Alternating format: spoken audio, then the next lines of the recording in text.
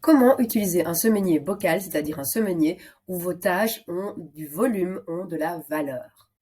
Tout d'abord, laissez-moi régler quelques petits comptes avec une confusion qui m'énerve au pas possible. Un agenda est l'endroit où vous mettez vos rendez-vous fixes.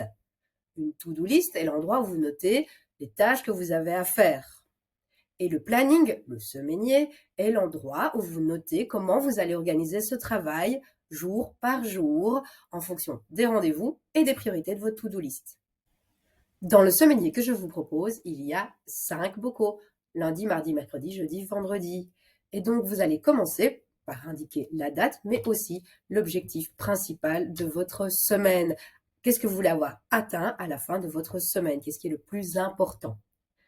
Ensuite, vous allez remplir vos rendez-vous. Bah oui, ceux-là, ils sont fixes. Vous ne pouvez pas les déplacer.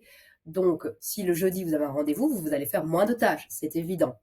De même, si votre rendez-vous du jeudi implique un déplacement, ce déplacement va vous prendre du temps, donc des tâches en moins.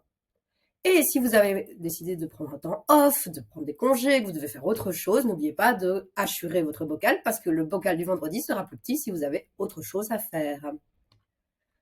Ensuite, pour pouvoir remplir vos tâches, moi, ce que je conseille, ce n'est pas obligatoire, mais c'est de fonctionner avec des to-do list par thème. Je fonctionne en général avec 4-5 thèmes. Ici, par exemple, j'ai projet, administratif, communication, formation, amélioration. Ce sont juste des to-do list par exemple. Et vous allez devoir donner un pourcentage, donc à quel point ma semaine, mes bocaux vont être remplis de telle et telle chose. Par exemple, on pourrait mettre 50% pour les projets. C'est pas des chiffres exacts, hein. Le but, c'est vraiment de vous donner une idée que plus ou moins la moitié de votre semaine doit être colorée en vert. Et vous allez mettre vos tâches en fonction des ou de la to-do list que vous avez. Remplissez avec des time blocking, c'est-à-dire des moments assez importants pour travailler sur les tâches de fond. Mais n'oubliez pas également tout ce qui est micro-tâches qui vont aller remplir par-ci par-là votre semaine.